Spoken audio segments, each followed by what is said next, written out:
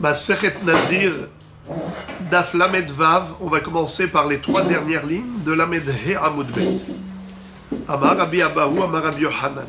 Kol Isurin Shebatora, En Heter Mitztaref Le Isur, Chutz Me Isure Nazir. Share Amra Torah, Mishrat.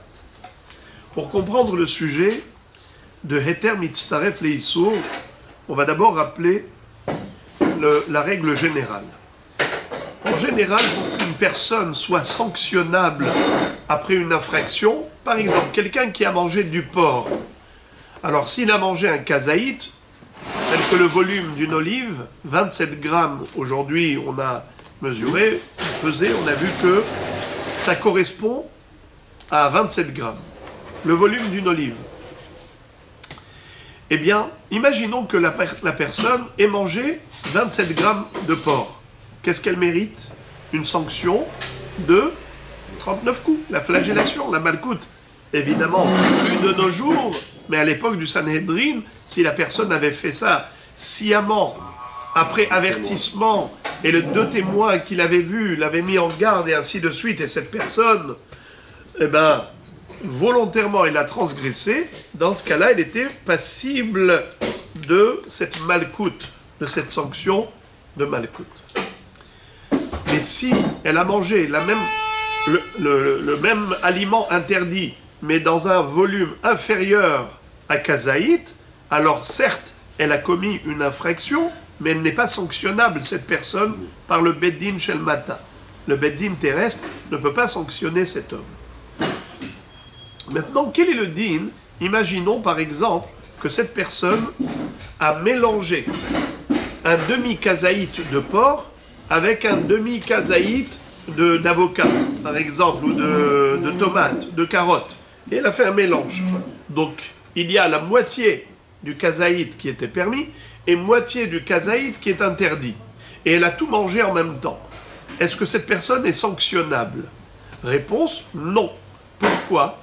Elle n'a pas mangé un kazaït de Issour. Elle a mangé la moitié de Issour et la moitié de Heter. Il n'y a pas de sanction là-dessus. Quel est le din par contre pour le Nazir? Eh bien, ça fait l'exception. Rabbi Akiva, dans la Mishnah, nous a enseigné que si quelqu'un a pris du pain et il avait trempé dans le vin et il a mangé un kazaït qui était constitué, un demi-kazaït de pain et un demi-kazaït de vin, le vin qui était imbibé dans le pain. Eh bien, Rabbi Akiva nous a dit que cet homme est condamnable, il est sanctionnable, il sera condamné à la malcoute. C'est comme un nazir qui a bu du vin, qui a mangé des raisins, il a transgressé, donc il est passible de malcoute. Ce sera de même pour quelqu'un qui aurait trempé du pain dans du vin, bien qu'il n'y a pas le shi'ur minimal de vin, on a eu besoin d'associer le pain au vin pour constituer le kazaït, et bien malgré tout, il sera hayav. Et immédiatement, la Gemara va nous enseigner. Amar Rabbi Abahu, Amar Rabbi Yohanan.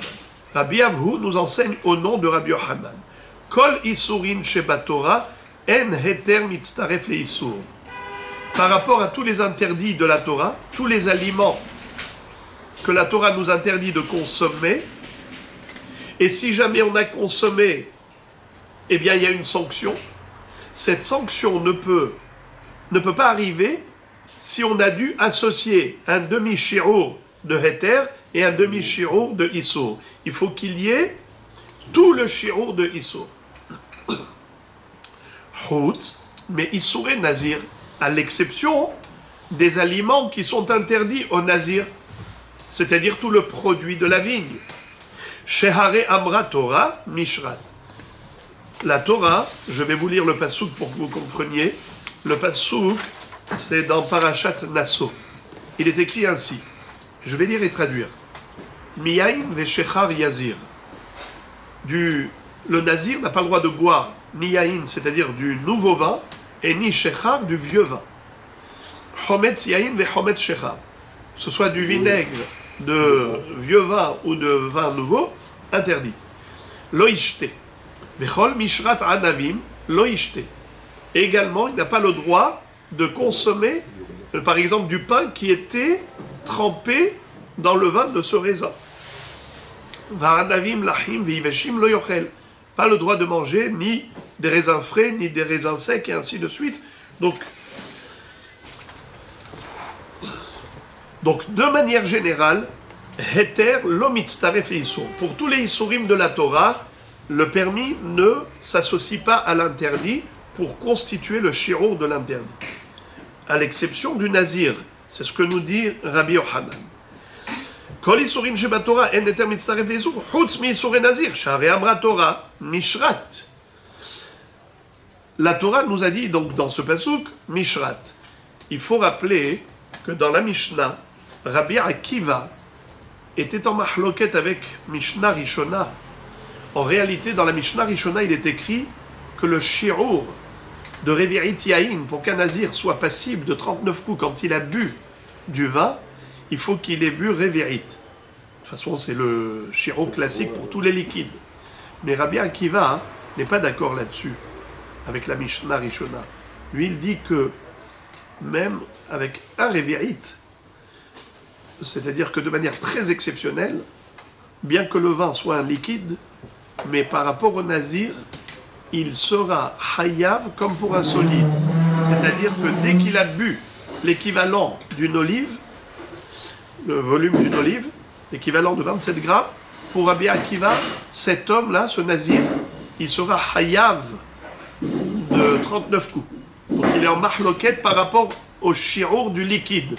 Ça, c'est déjà un premier hidouche de Rabbi Akiva. Mais Rabbi Akiva, il a un deuxième hidouche qui nous a enseigné, c'est que du mot mishrat, on apprend que heter mitztaref le'isur, qu'on peut associer le permis à l'interdit pour constituer le shirour du isur.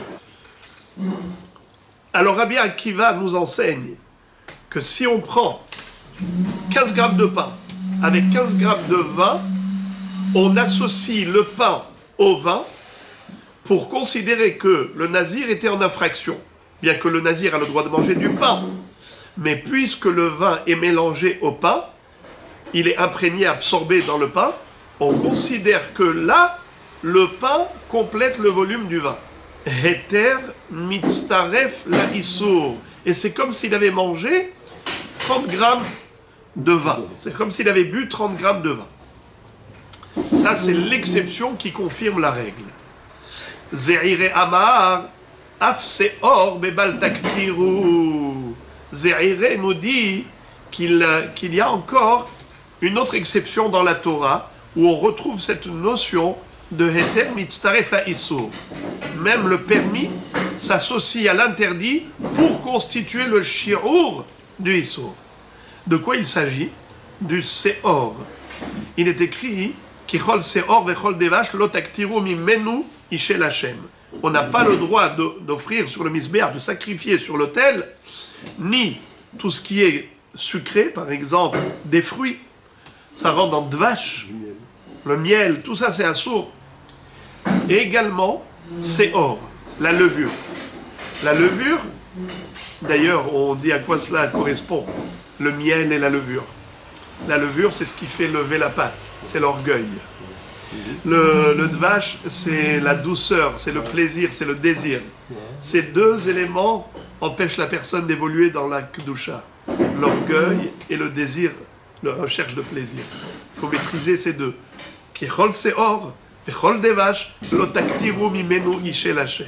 En tout cas, la levure. Si quelqu'un a pris de la levure, par exemple, au lieu de prendre la minha, vous savez c'est quoi une minha? Une oblation. On prend de la farine, de l'huile d'olive, et on mélange, on pétrit, n'est-ce pas? Ensuite, on va saupoudrer avec de la levona, c'est une sorte d'épice. Ensuite, le Kohen, qu'est-ce qu'il doit faire? Il doit d'abord récupérer toute la levona, il va la sacrifier sur l'autel, et aussi, il doit prendre une poignée, ce qu'on appelle une kmitza. Le kometz, c'est l'équivalent du contenu Komet, c'est le contenu de 3 doigts du Kohen. Ça veut dire que il va prendre une poignée de farine et d'huile et il va ensuite égaliser avec le pouce, il va égaliser avec l'auriculaire, n'est-ce pas, l'auriculaire. Et qu'est-ce qu'il va prendre? Que le contenu de l'index, du majeur et de l'auriculaire. En hébreu, etzba, ama, kmitza. Et d'ailleurs, ça s'appelle kmitza parce que ça correspond à l'auriculaire qui s'appelle kmitza. L'annulaire, excusez-moi, l'annulaire. L'auriculaire, c'est le petit doigt. L'annulaire.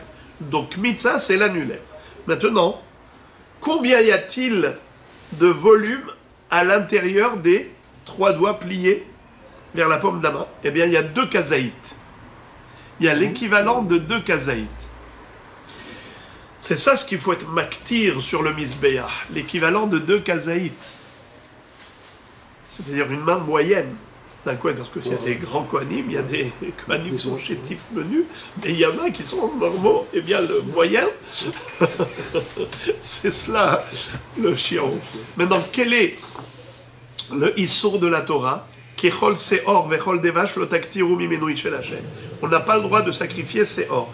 Si quelqu'un a pris 2 kazaïtes de Seor, l'équivalent du contenu de Kmitza, d'une poignée d'un Kohen, évidemment, il doit recevoir 39 coups. Monsieur Cohen qui a sacrifié du Seor recevra Malkout. Mais maintenant, quel est le din s'il a mélangé du Seor avec de la farine cachère, avec de l'huile cachère? Alors on va dire un kazaït de Seor et un kazaït de cachère. Et il les a mélangés. Et maintenant, il les a sacrifiés tous les deux sur le misbéach. Est-ce qu'il reçoit 39 coups, oui ou non? Alors, Zéhiré nous dit que oui, il recevra 39 coups. C'est encore une exception qui confirme la règle. On a vu exception par rapport au Nazir. Eh bien, il y a aussi exception par rapport à Seor. Alors, la Gemara dit Keman, selon quelle opinion Zéhiré a enseigné cela? Qu'est Rabbi El-Hazar? Selon Rabbi El-Hazar dans Masechet Psachim, des Darish Kol, où il est écrit Kol Mahmetzet Lotochelu. Puisqu'il y a écrit le mot Kol, eh bien, Rabbi El-Hazar nous dit que même une ta'arovet, même s'il y a un mélange de Hametz avec un autre produit qui n'est pas Hametz, celui qui mangerait à Pessah de cela, de ce mélange, eh bien, il sera Hayav. Pourquoi? Parce que la Torah elle a écrit le mot Kol. Alors la Gemara pose la question, elle dit Zéhiré, c'est un grand hacham, Zéhiré. Si déjà tu cites Rabbi El-Hazar qui a donné ce hidouche de Heter Mitztaref la Issour par rapport au Seor qui est sacrifié sur l'autel, qui chol Seor et chol des vaches, eh bien il devrait aussi le citer par rapport à une autre exception, c'est celle du Hametz. Quelqu'un qui mangerait à Pessah par exemple, il va prendre un morceau de pain qui fait 15 grammes et dessus il a tartiné avec de la confiture et du beurre. On a 15 grammes de Heter et 15 grammes de Issour. Eh bien, puisque Rabbi El-Hazar il est d'Oresh, Kol, Mahmetzet Lotochelu, alors il devrait aussi le citer et le mentionner par rapport à une troisième exception, ce qui ferait 3 exceptions, Nazir et Seor, sur le Mizbeach, et aussi Hametz à Pessah. Yachi le Inyan Hametz Nami? Question. La Gemara répond, Enachi Nami. Oui, tu as raison. Zéhiré l'aurait rappelé, il aurait évoqué, mais en fait pourquoi il s'est focalisé que sur le Seor et il n'a pas parlé du Hametz à Pessah? Parce que par rapport au Seor de toute l'année qui est sacrifié, il a vu qu'il y avait Abaye qui a dit un Hidouche pour lequel Zéhiré n'était pas d'accord. C'est pour cela qu'il n'a mentionné que le sujet du Seor pour exclure l'opinion de Abaye. Qu'est-ce qu'a dit Abaye? Les Apukim de Abaye de Amar Yesh haktara bepachot mikazayit kamashma'lan en haktara bepachot mikazayit. Abaye nous dit que Kichol Seor vechol devash lotaktiru mimenu ishel Hashem, le mot kol vient nous dire que même si le bonhomme, le Kohen, avait pris juste une pincée de Seor et il a sacrifié sur l'autel, sur le misbéach, il serait passible, il devrait recevoir 39 coups. Pourquoi? Parce que, étant donné que la Torah écrit le mot kol, kol ça veut dire n'importe quel shi'ur, même une quantité très petite, machéou, de séor, même si ce n'est pas l'équivalent de 2 kazetim, le Kohen serait Hayav Malkout. Étant donné que Abaye a donné un tel hidouche avec lequel Zéhiré n'est pas d'accord, alors Zéhiré dit, voilà pourquoi j'ai dit que s'il y a un hidouche à propos du Seor, le hidouche est le suivant, c'est que Heter mitztaref leisor. Il faut 2 kazetim, l'équivalent des 3 doigts, d'une poignée. Mais dans ces 2 kazetim, on n'a pas besoin que ce soit 2 kazetim de Seor. Même s'il y avait Heter mitztaref leisor, ça suffit. Même si à l'intérieur de cette poignée se trouve une partie de Seor et une partie de Kacher, tout de même, cet homme-là sera passible de 39 coups, sera passible de Malkout. C'est cela la raison pour laquelle Zéhiré n'a cité que cette exception. Il n'a pas parlé du Hametz. Mais en réalité, la raison est la même. De même que Rabbi Elazar pense que Heter mitztaref leisur à propos du Seor, parce qu'il est écrit qui chol Seor, chol devash lo taktur minui chez Hachem, pour cette même raison, Rabbi Elazar penserait que Heter mitztaref leisur, même pour le Hametz, puisqu'il est écrit le mot kol, kol mahmetzet lo tochelu. Alors récapitulons. En général, on ne dit pas Heter mitztaref leisur. Par exemple, du porc, du jambon, c'est assour. Quelqu'un qui aurait mangé 27 grammes de porc, à l'époque du Beth Amikdash, s'il avait été averti, à l'époque du Sanhedrin, et il avait dit, malgré tout, je mange, je m'en fiche, j'ai envie de manger, je mange, eh bien, 2 témoins qui auraient vu ça l'auraient amené au Sanhedrin, au Beth Din plutôt, et il recevrait les 39 coups, d'accord? Mais c'est seulement s'il a mangé combien de porc? Kazaït. Imaginons qu'il ait mangé un mélange de un demi-kazaït de porc avec un demi-kazaït d'une salade. Est-ce qu'il reçoit Malkout? Non, parce qu'on ne dit pas Heter mitztaref leisur. Quelles sont les 3 exceptions? Alors Rabbi Yochanan nous a donné une exception, c'est celle de Nazir. Zéhiré en a rajouté 2. Alors Rabbi Yochanan, c'est quoi l'exception qu'il a citée? C'est pour la Tunisa. Non, Rabbi Yochanan, lui, il a parlé que de Nazir. Nazir. Et il a dit parce que c'est écrit Mishrat. Bechol Mishrat Anavim Lo Ishte. Étant donné que c'est écrit Bechol Mishrat Anavim Lo Ishte, alors on a enseigné, Rabbi Yochanan a enseigné que Heter Mitztaref Laïsur. Tandis que Zéhiré dit il n'y a pas que ça. Pour Zéhiré, il y a encore d'autres Yotze Minaklal. D'autres exceptions. C'est le Seor par rapport au Menachot. Lorsque le Kohen offre une oblation, Korban Mincha, il n'a pas le droit de sacrifier du Seor. Quel est le din s'il a sacrifié du Seor, mais qui était mélangé à du Heter? Eh bien, si entre le Seor et le Heter, on a le Shi'ur de 2 kazetim, il recevra Malkout. Ça veut dire qu'on associe le Heter au Issour. Ou encore, 3e exception, d'après Zéhiré, Hametz. Kol mahmetzet lo tochelu. Si on a un mélange de Hatsi Kazaït de Hametz avec de la salade ou, comme j'ai dit, du pain beurre et confiture, c'est-à-dire il a mélangé le Heter avec le Issou, eh bien il recevra Malkout selon Rabbi Elazar d'après Zéhiré. Alors maintenant, après ces introductions, on va apprendre la couchia de Abaye. Abaye, c'est une Mishnah dans Maseret Vulium, où il est écrit comme ça. Amikpa shel teruma, ve'ashuv ve'ashemen shel hulin, ve'nagat Vulium be'miktsatan, pasal et kulam. Mikpa shel hulin ve'ashuv ve'ashemen shel teruma, ve'nagat Vulium be'miktsatan, lo pasal et la makom agaro bilvad. La Mishnah, qu'est-ce qu'elle nous enseigne?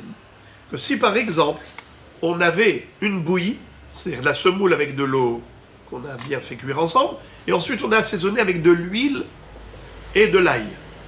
Alors il y a deux possibilités. Première hypothèse, c'est que la bouillie, elle est de terouma, ça appartenait au Cohen. Le Cohen était en train de cuisiner, il s'est fait donc une bouillie avec la semoule, et ensuite il a assaisonné avec de l'huile et de l'ail qui était houlin. Ou on peut avoir aussi l'inverse. C'est-à-dire que la bouillie, elle était de houlin, et l'assaisonnement était de terouma. Or, je répète, Amikpa shel terouma, ve'ashum ve'ashemen shel houlin, ve'nagar dvuliom b'miktsatan, pasal et kulam. On a de l'huile, on a de l'ail, mais le bonhomme, il a touché que la bouillie. Étant donné que cette bouillie, elle était de terouma, et le shemen et l'ail ne sont que des assaisonnements, bien que ce soit du houlin, étant donné que ça fait partie de l'ensemble du plat, même l'huile et même l'ail vont devenir tamés, comme si c'était de la terouma. Maintenant, si c'est l'inverse, mikpa shel houlin ve'ashum ve'ashemen shel terouma, c'est le contraire. La bouillie, elle était de houlin, et l'assaisonnement, l'huile et l'ail étaient de terouma. Ve'nagar dvuliom b'miktsatan. En fait, le dvuliom, il a touché que la partie houlin, c'est-à-dire la partie qui était bouillie, donc houlin. L'opasal et la makom agaro bilvad. Là, on dit qu'étant donné qu'il n'a pas touché l'huile et l'ail de terouma, il n'a touché que la bouillie qui était houlin. Qu'est-ce qu'il faut faire? Il faut retirer que la partie superficielle qu'il a touchée. On prend une cuillère, une spatule, on retire ce qu'il a touché, ça on le brûle, mais pas tout le reste. Et la Gemara a posé une question, mais comme Magaro à Maïpasoul, pourquoi tu dis que la partie qu'il a touchée, tu dois la retirer et tu la brûles? Mais il n'y a pas de raison. Pourquoi il n'y a pas de raison? Mais il a touché du houlin, et on a déjà dit qu'un homme qui est chéni la tum'a, ici il touche du houlin, il n'y a aucune contagion, il n'y a aucune contamination de tum'a, puisque en chéni, en seshlishi ba houlin. Pourquoi donc, dans ce cas-là, tu dis qu'il faut retirer cette partie? Ve'amar Rabba bar Hanan Rabbi Yochanan mata'am. Rabbi Yochanan lui-même nous a expliqué la raison. O il vezar loke aleha bekazait. Étant donné que si jamais on avait mélangé l'huile de terouma et l'ail de terouma avec cette bouillie, et le bonhomme a mangé ce mélange, eh bien, si c'était un zar, un homme qui n'est pas Cohen, qu'on appelle un étranger, qui aurait mangé, eh bien, il mériterait malkout, comme un zar shachal trouma. Quel est le din? Un homme qui n'est pas Cohen qui mange la terouma, il est hayav malkout. Eh bien, quand il mange de la bouillie qui était houlin, mais on a mélangé dedans de l'huile et de l'ail de terouma, il recevra malkout. Maïtarme, lav mishum de'eter mitztaref li'isur. Pour quelle raison cet homme recevrait malkout? Pourtant, qu'est-ce qu'il a fait? Il a mangé qu'un kazaït. S'il a mangé qu'un kazaït, eh bien, dans ce kazaït, il y a une partie de houlin, la semoule, et il y a une partie de terouma, l'huile et l'ail. Pourquoi est-ce que cet homme-là recevrait malkout? Tu es obligé de dire que la raison pour laquelle il recevrait malkout, c'est parce qu'on va appliquer la règle heter mitztaref laïsour. Le permis s'associe à l'interdit pour constituer un volume d'interdit. Alors Rabbi Yochanan, il se contredit. Car Rabbi Yochanan nous a dit que kol isurim sheba Torah, pour tous les isurim de la Torah, on n'applique pas la règle de heter mitztaref les isur. C'est que pour Nazir, où on a dit, Rabbi Akiva nous a enseigné, tu prends un demi-kazaïd de pain et un demi-kazaïd de vin, et tu trempes le pain dans le vin, et tu as maintenant un kazaïd, et le Nazir l'a mangé, il reçoit 39 coups. Mais Rabbi Yochanan nous a dit que c'est une exception.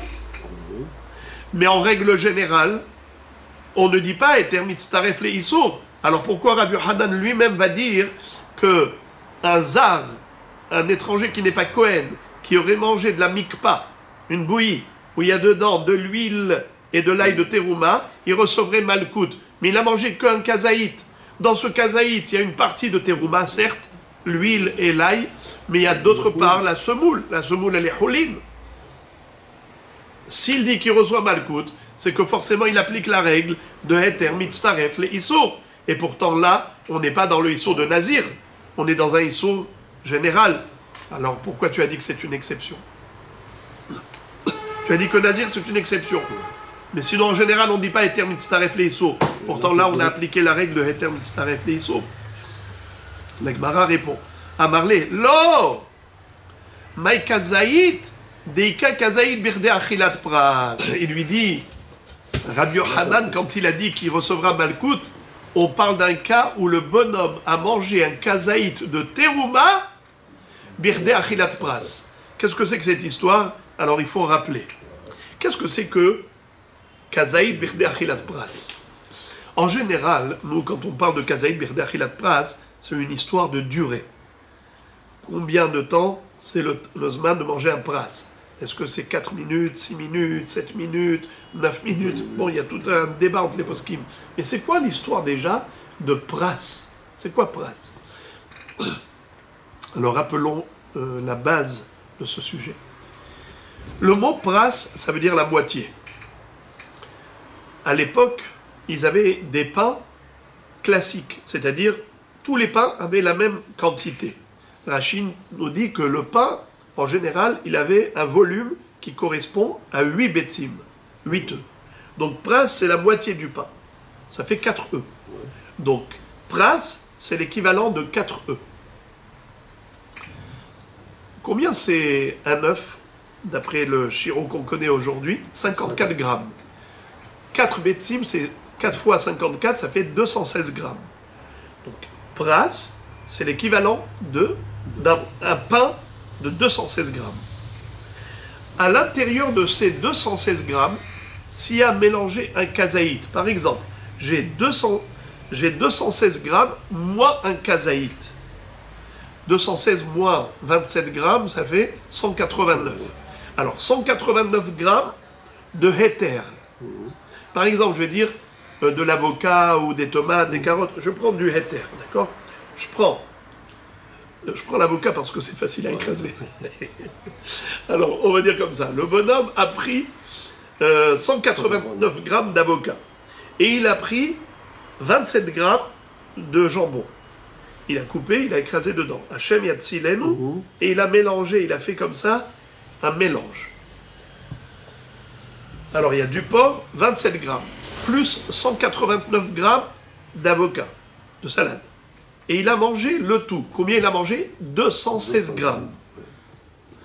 Dans ces 216 grammes, il y a un kazaït de Issour. Ce monsieur, il a tout mangé. Est-ce qu'il recevra 39 coups? Réponse oui. Car il y a kazaït birde achilat pras. Ça fait, on a dit, dans les 216 grammes, il y a dedans 27 grammes kazaït de Issour. Mais quel est le din si par exemple, il y avait 300 grammes d'avocat. Et il a rajouté 27 grammes de jambon, il les a mélangés dedans. Et il a tout mangé. Est-ce qu'il va recevoir malkout? Réponse non. Pourquoi? Étant donné que, quand il a mangé les 300 grammes, il n'y a pas kazaït birde achilat pras. Le kazaït, il a été trop dilué. C'est comme quelqu'un qui mangerait par exemple un demi-kazaït de Issour le matin et un demi-kazaït de Issour l'après-midi. Est-ce qu'il va recevoir malkout? Non. Quelqu'un qui, par exemple, va manger un demi-kazaït de Issour et 10 minutes après, il va manger un demi-kazaït de Issour. Il va recevoir malkout? Non. Car ça ne s'appelle pas birde achilat pras. Alors, comme on parle de pras au niveau de la durée, on parle, en fait, en réalité, kazaït birde achilat pras, c'est avant de parler de durée, c'est déjà au niveau de la quantité. Alors, si on a 216 grammes au maximum, à plus forte raison s'il y en a moins, si par exemple on n'a que 100 grammes de héter et dedans il y a kazaït, c'est sûr qu'il a mangé kazaït birde achilat pras, il sera chaya. Mais s'il a kazaït dilué dans 300 grammes, eh bien quand il a mangé les 300 grammes, il a dépassé le pras. Il a dépassé 216 grammes. Quand il a mangé 216 grammes, il n'avait pas encore mangé kazaït. Il est arrivé au kazaït que lorsqu'il a mangé plus que 216 grammes. Plus que le pras. Eh bien, ça ne s'associe pas, il ne sera pas rayab. Il n'a pas mangé kazaït dans le laps de temps nécessaire ou dans la quantité nécessaire. Alors, la Gemara dit c'est de cela que parlait Rabbi Yohanan. Quand Rabbi Yohanan a dit que celui qui va manger de cette semoule, un étranger qui n'est pas Kohen, un zar chez Achal Trouma, il a mangé une semoule qui était houlin, il y avait 216 grammes. Et à l'intérieur, il y avait, dans ces 216 grammes, il y avait un kazaïd de terouma. L'huile et l'ail de terouma, ça constitue un kazaïd.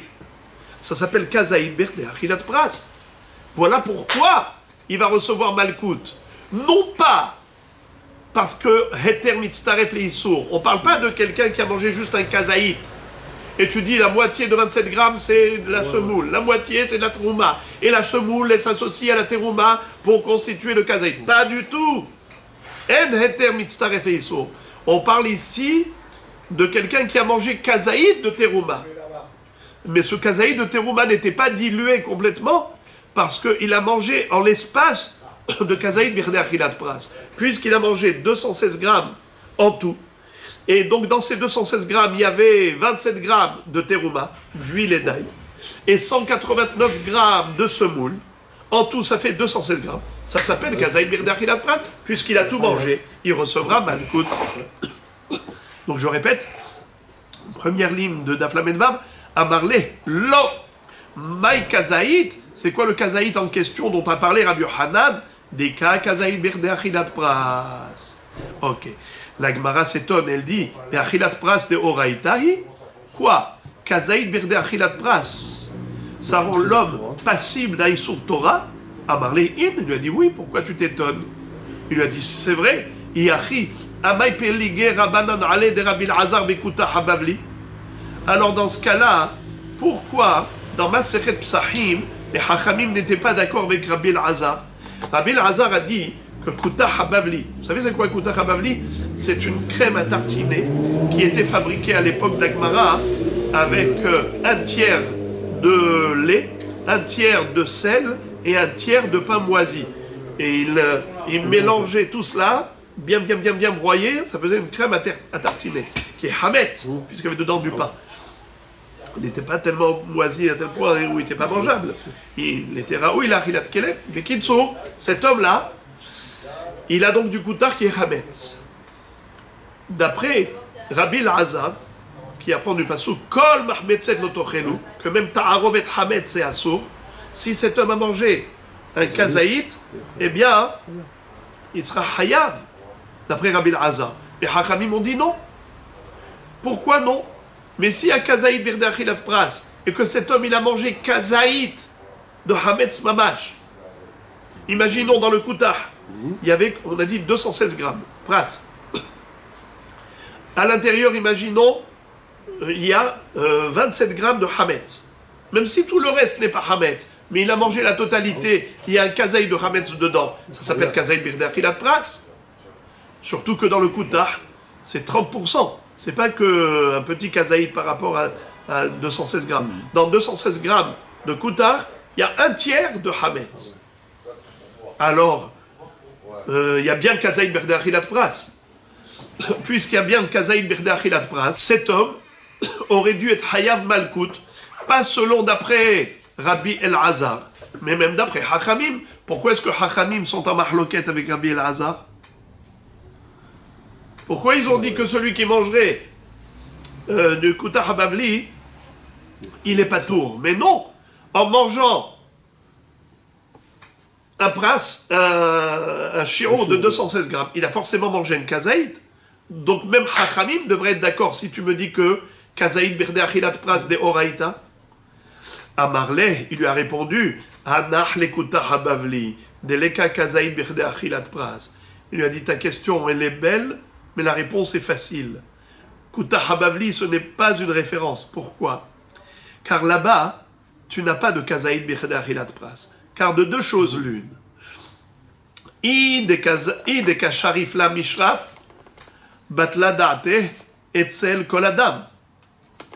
Si on parle d'un homme qui mange à la cuillère le kuta habavli, et c'est comme ça qu'il a eu kazaïd berde achilat pras, c'est un débile, ce monsieur-là.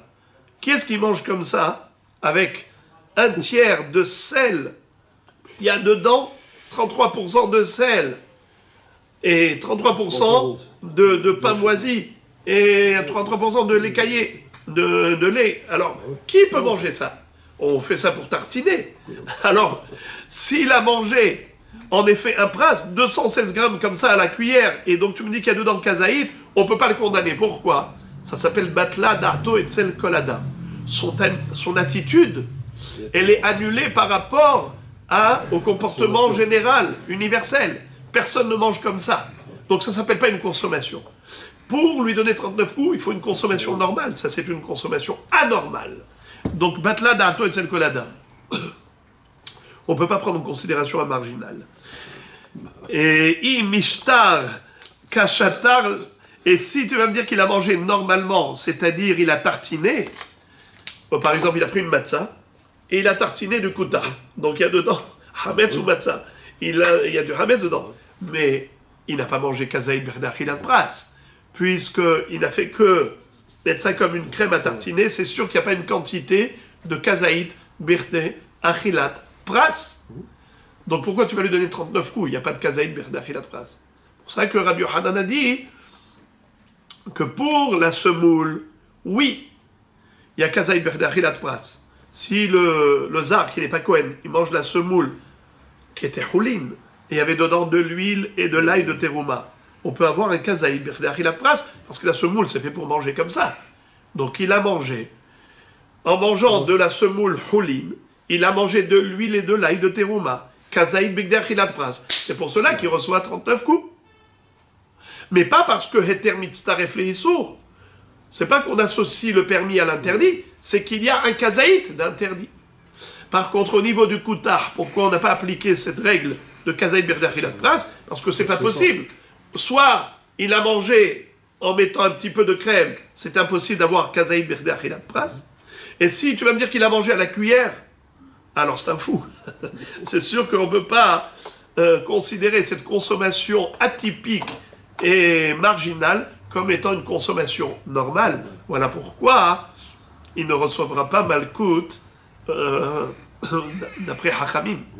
Hachamim était en mahloket Rabbi Elazar au niveau du Kuta Habavli, parce que eux n'ont pas cette dracha de Kol Mahmetzet par rapport au Kuta pour le Ta'arovet Hametz, et ils ne peuvent pas non plus le condamner par rapport au Kazaïd berdachilat pras, puisque ce n'est pas possible d'avoir Kazaïd berdachilat pras au niveau du Kuta Habavli.